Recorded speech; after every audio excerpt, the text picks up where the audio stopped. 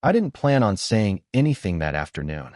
Most days at the shop, I barely talk at all, just hand over receipts, tighten bolts, replace parts. Customers come and go like passing weather, and I keep my head down. But she wasn't like the others. The first time I saw her, she was leaning against the counter, waiting for her car inspection to be finished. A small paperback sat open in her hands, though her eyes weren't really on the page. Mid-40s, maybe a little older, but not the kind of older that fades into the background. No, she carried herself like someone who had been looked at all her life and had learned how to endure it. I told myself not to stare. I told myself 10 times. My hands stayed busy. Oil-stained rag, clipboard, the hiss of air tools in the garage. But somehow my eyes kept finding her. The way her thumb lingered at the corner of the book, as though she wasn't sure if she wanted to turn the page or not. The way she tilted her head just slightly, exposing a line of her neck in the strip light glow. And then she caught me. Her eyes lifted, clear and steady, and she said it. "Why do you keep staring?" I froze. Most people would have laughed it off, muttered an apology, turned away. But my mouth betrayed me. Because I can't look away. The words hung there, heavier than they should have been. She blinked once, and I thought I'd ruined the moment, crossed a line, made it awkward. But she didn't frown. She didn't smile either. Her lips pressed together in something unreadable, and she went back to her book as if nothing had happened. Still, I couldn't shake it. For the rest of the shift, her presence seemed to fill the shop. Even when she wasn't looking at me, I felt the weight of her awareness. She wasn't chatty like most customers. When she spoke, it was brief, calm, with a confidence that didn't need to explain itself. A question about timing, a short nod at my answer. But every word she gave me seemed sharper, clearer, like she meant exactly what she said and nothing more. At one point, she pushed the book aside and walked over to the counter where I was filling out paperwork. She tapped the desk lightly, nails clicking against the laminate, and asked if there was coffee nearby. Her tone was casual, but her eyes lingered a fraction longer than they needed to. I gave her directions. She smiled, small, polite, but for some reason, my pulse kicked harder than it should have. The smell of her coffee drifted through the room when she came back, mixing with the burnt rubber scent of the garage. She sat again, book open, steam curling past her face. I tightened a bolt on a radiator and felt her glance brush against me. Just once. Quick, almost dismissive. And yet it burned. When her car was finally ready, I handed over the keys. She thanked me, direct, simple. Her fingers brushed mine when she reached for them. Not an accident, not deliberate, just one of those fleeting contacts that shouldn't matter. But it did. She walked out without looking back, and the glass door swung shut behind her. The shop grew quiet. Too quiet. My coffee had gone cold. Tools lay scattered on the bench, waiting, but I didn't move. All I could think about was the sound of her voice, low and unshaken. "Why do you keep staring?" And my own answer, reckless, unplanned. The truth I hadn't meant to speak. Because I can't look away. 2 days later, she walked back into the shop, not with her car this time, but with a question. "Something about a warning light on the dash," she said, though her voice carried the tone of someone who already knew the answer. I wiped my hands on a rag and came around the counter, keeping my words short so I wouldn't trip over them. She followed me outside to the lot, standing a little off to the side while I leaned into the open driver's seat to check. The autumn sun caught in the streaks of her hair, and I noticed something I hadn't before, the faint tiredness under her eyes. Not exhaustion, not neglect, more like the weight of someone who carries too much but refuses to set it down. When I stood, I tried not to look too long. She folded her arms, not impatiently, more like a shield. "Just a sensor," I said. "Nothing dangerous." Her lips curved, faintly. "Good to know. I've had enough dangerous things this year." The way she said it, quiet, almost like she hadn't meant to, stopped me. For a second, she seemed surprised at herself, as though the words slipped out. She looked past me, into the distance, her jaw tightening. I wanted to ask. I didn't. Instead, I pointed out the easy fix, how it could wait, how it wasn't urgent. She nodded, but her gaze stayed away from mine. That guardedness again, like she was holding back a whole story I'd never be allowed to hear. We ended up walking back together, side by side. Not close enough to brush shoulders, but close enough that I caught the faint scent of her perfume. She moved with a kind of precision, measured steps, chin lifted, the posture of someone who didn't want to be read too easily. Inside, while she filled out a quick form at the counter, I watched the small details. The way her pen hovered midair before she wrote. How her fingers tapped once, lightly, as though she were reminding herself to keep steady. When she laughed at something the receptionist said, it wasn't careless. It was soft, practiced, but warmer than I expected. I couldn't stop looking at her hands. How sure they seemed even in stillness. When she turned back to me, there was a pause, not long, but enough to feel it. Her eyes lingered, searching, like she was weighing whether I was safe to trust with even a fraction of whatever she carried. You're quiet, she said. Not accusing, just noticing. I shrugged. I notice things better when I don't talk too much. Her lips pressed together in a small, unreadable line, but I caught the shift in her expression. A softening, a hesitation that lasted only a moment before she handed me the form. And in that moment, it felt like something invisible had passed between us, fragile, forbidden, but undeniable. When she left, I stayed behind the counter, her faint perfume still lingering in the air, sharper than any oil or metal in the shop. And I knew I'd spend the rest of the evening replaying the look she gave me before walking away. It was late when she came back, long after most customers had cleared out. Rain tapped against the shop windows, soft but steady, the kind that makes the world feel smaller, more private.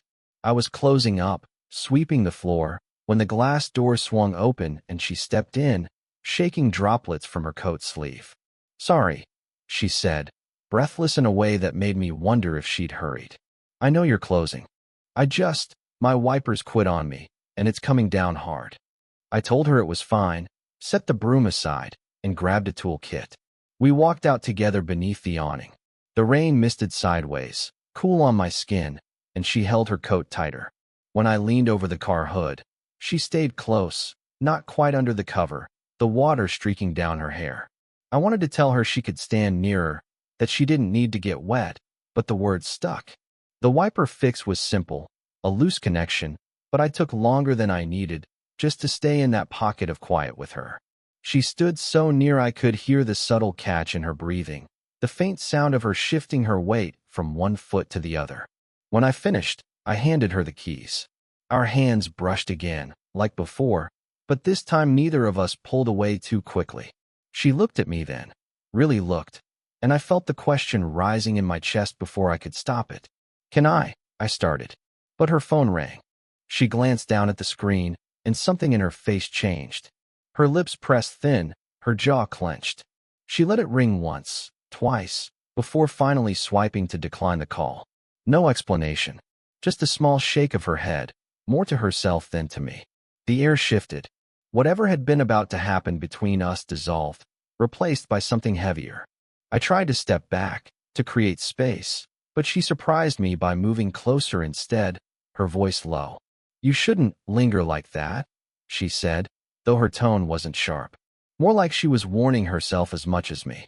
I don't mean to, I replied. I stopped before finishing, afraid of what might spill out if I didn't. For a moment, neither of us spoke. The rain pattered, the empty street glistened under the streetlights, and her eyes held mine in a silence that felt louder than words. Then she drew in a steadying breath, unlocked her car, and slid inside. I stood there, hands shoved into my pockets, watching her taillights glow red before disappearing into the storm. The broom was still lying across the shop floor when I walked back in. I didn't pick it up right away. My chest still buzzed with the question I hadn't asked, the one that sat between us now like a live wire, waiting. I didn't see her for nearly a week. Long enough to wonder if maybe she'd decided to disappear from my orbit altogether. Long enough for me to replay every second of that rain-soaked night and wonder if I'd pushed too close. Then, just as I was closing up again, she appeared. No car issue this time. No excuse. She stepped inside, glanced around the quiet shop, then at me. You're still here, she said, like it was a surprise. Yeah, I replied, voice rougher than I meant. Still here. The silence that followed wasn't empty. It was heavy, full of everything we hadn't said. She walked slowly toward the counter, her heels clicking against the floor, and for a moment I thought she was going to hand me some explanation, an easy reason for showing up. But she didn't. Instead, she leaned against the counter and folded her arms. Her gaze was steady, sharp, but I could see the crack underneath. Something tired, something searching. "What are we doing?" she asked. The question came out quiet but unshaken, as if it had been waiting too long inside her. I swallowed hard, my mouth dry. "I don't know." Her arms tightened across her chest, then loosened, as though she couldn't decide whether to shield herself or not. She looked at me the way someone stares at a locked door, knowing they probably shouldn't open it, but still wanting to. "This isn't." She broke off, her jaw clenching. "I don't even know what this is." "You're—" She stopped again. The unspoken word hung between us. "Young." "I'm here," I said, softer. "That's what it is." She exhaled through her nose, shaking her head, not dismissing me, but as if the answer wasn't enough. Her fingers drummed once against the counter, then stilled. "You make it sound simple," she said. "Maybe it is." Her laugh was short, humorless. She looked down at the floor, then back up at me, eyes darker now. "You don't know what you're asking for." "I'm not asking for anything." My voice wavered, and I hated how much it betrayed me. "I'm just noticing. You. The way you're here and not here at the same time." That stopped her. Her lips parted slightly, but no words came. Her eyes flickered over me, like she was trying to decide whether to push me away or pull me closer. The silence stretched, longer than before. It filled every inch of the room, thick as the smell of oil and dust in the air. I wanted to move, to close the distance, but I didn't. I stayed still. "Finally," she whispered, almost to herself, "you make me feel seen, and I don't know if I want that." Her words landed like a weight in my chest, because in them was both a confession and a warning that whatever was happening between us had already gone too far to pretend away. She came by again a few evenings later, carrying nothing but a paper bag with a bottle of water and some files tucked inside. She didn't explain why. She just set the bag on the counter and said, "Mind if I sit for a minute?" I nodded, too quickly, and she pulled a chair out like she'd been here 100 times before. The shop was quiet, the air thick with the scent of grease and dust. She looked out at the darkened lot through the glass window and didn't say much. I worked half-heartedly, pretending to be busy, but really I was watching the way her shoulders seemed heavier than usual. She pulled out her phone at one point, scrolled for a moment, then stopped. Her lips pressed tight. After a long silence, she turned the screen toward me. It was a photo. A man, maybe in his late 30s, smiling with his arm around her. They were standing somewhere bright, summer sunlight, a park maybe. She looked younger in the picture, softer somehow, though the guardedness was still in her eyes. "He died 3 years ago," she said. No preamble, no build-up. Just flat truth dropped into the room like a tool hitting concrete. I didn't know what to say. My throat locked. I looked at the man again, then at her. She set the phone face down on the counter, her fingers brushing it like she was debating whether to take it back. "I don't talk about him much," she went on. "Most people don't ask. They just stop bringing it up, like it's easier that way. Like silence makes it disappear." Her voice cracked at the edges, not breaking, but straining to stay steady. I leaned on the counter, closer than I should have. I wasn't going to ask, I admitted. But I wondered. Her eyes flicked to mine, and for the first time, I saw the exhaustion behind the composure. The kind of tired that doesn't come from lack of sleep, but from carrying too much for too long. "He was steady," she said, almost whispering. "He made life quiet. Predictable. I thought I wanted that forever." A pause. And then one morning, he didn't wake up. The words landed between us like a second silence, heavier than the first. I swallowed hard. My instinct was to reach for her hand, but I didn't. Instead, I said quietly, "And now you're here. With me." Her eyes stayed on mine, steady but unreadable. She didn't answer, not right away. Her breathing slowed, as though she were bracing herself. "Finally," she said, almost too soft to hear. "Maybe that's the problem." And in that single line, I felt the ground shift under me. Not rejection, not acceptance, but a confession of how dangerous it was becoming for both of us to keep standing this close to whatever it was we hadn't named. She didn't come by for several days after showing me that photo. Each night, I told myself it was better that way, that maybe the distance would untangle whatever was binding me to her in knots I couldn't name. But then she walked back in. No files, no excuse, no car trouble this time. Just herself. I was wiping down the counter. She closed the door behind her softly, almost reverently, as though she knew the air inside would shift the moment she entered. We didn't speak at first. She leaned against the counter like before, her arms crossed, but her posture wasn't as stiff this time. More like she was holding herself together. "I thought maybe I'd scared you," I said finally, my voice low. She shook her head. "No, you didn't. I just needed time to remember who I am when I'm not looking at you." The words nearly undid me. I wanted to ask what she saw when she was looking at me, but I didn't. I let the silence settle again. The hum of the old ceiling fan filled the space between us, mixing with the faint tick of cooling metal from the garage. She sighed, a small, tired sound. Then she moved, slowly, deliberately, around the counter until she was standing beside me, close enough that I felt the warmth of her shoulder through my sleeve. "I keep telling myself this shouldn't happen," she said, "that it's wrong, or foolish, or doomed." And yet, her voice faltered, the sentence trailing into the quiet. I turned, just enough to see her face. Her eyes weren't guarded anymore. They were tired, yes, but softer. "Honest. I don't want to take anything from you," I whispered. She looked at me for a long time, long enough that I felt her breath before she spoke. "And I don't want to give you another ghost to carry." The words were raw, but not walls, not this time. Just truth. I nodded, not knowing how else to answer. My hand rested on the counter, and after a moment, hers slid onto it. Not grasping, not holding, just resting, her fingers brushing lightly against mine. The smallest contact, but it steadied something inside me I hadn't realized was trembling. We stood that way, side by side, saying nothing. There was no kiss, no sweeping confession, just the quiet reality of two people who could no longer pretend they weren't tethered. At one point, she leaned her forehead lightly against my shoulder. Barely there, just enough to let me know she'd let herself fall, even if only for this moment. And I understood this was what it meant. Not promises, not forever, just presence. Just choosing to share the silence instead of walking away from it. The shop was dark around us, tools untouched, paperwork forgotten.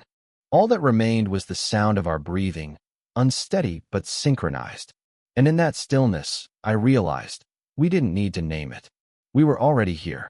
Looking back, I can't tell you the exact moment everything shifted.